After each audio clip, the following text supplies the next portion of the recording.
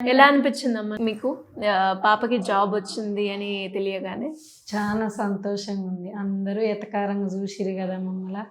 నా పాప ఎట్లనైనా నిలబెడుతుందన్న పట్టుదలతోటి నేను చదివిచ్చిన అమ్మాయిని.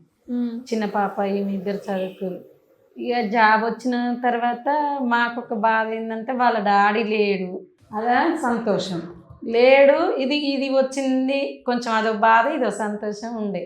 అట్లా మేము సంతోషపడ్డాం. అంటే పాపకి బయటికి అక్కడ పంపించి చదివించడం అవసరమా అన్న వాళ్ళు కూడా ఉంటారు కదా, అంటే ఎలా ఉండే ఆ సిచ్యువేషన్ అంతా? అనేవాళ్ళు, మీరు భర్త లేడు కదా, మీ ఆయన చనిపోయినాడు కదా, నువ్వు పిల్లల్ని చదివియడం ఎందుకు, వాళ్ళ పెళ్ళిళ్ళు చేయొచ్చు కదా, ఎవరికో ఒకరికి ఇచ్చి చేయొచ్చు కదా, నీకు ఇల్లు లేదు, డబ్బు లేదు, ఏదో మీ మమ్మీ మీ నాన్న మీ అమ్మ వాళ్ళ కాడ బతకడం, కొంచెం వాళ్ళు సాయం చేయడం, ఇవన్నీ ఎందుకు, వాళ్ళ పెళ్ళిళ్ళు చేసామనుకో నువ్వు ఎక్కడైనా ఉండి బతకొచ్చు, అది ఇదని చాలా ఎటకారం చేసిరు మమ్మల్ని. చేసలేదు, నా పిల్లల చదివితే నాకు నమ్మకం ఉందని చెప్పి నేను ఆమె ఎక్కడికైనా పంపించడానికి రెడీగా ఉండి నేను వాళ్ళకి ధైర్యం చెప్పేదాన్ని.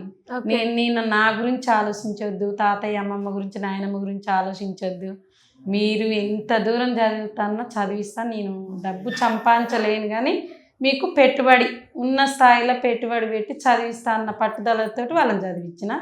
నేను మా అన్నందుకైనా నా మాట నిలబెట్టిరు, నా తమ్ముల మాట నిలబెట్టిరు, వాళ్ళ నాయనమ్మది వాళ్ళ బాబాయ్ వాళ్ళు నిలబెట్టిరు, వాళ్ళు పాప నిలబెట్టింది.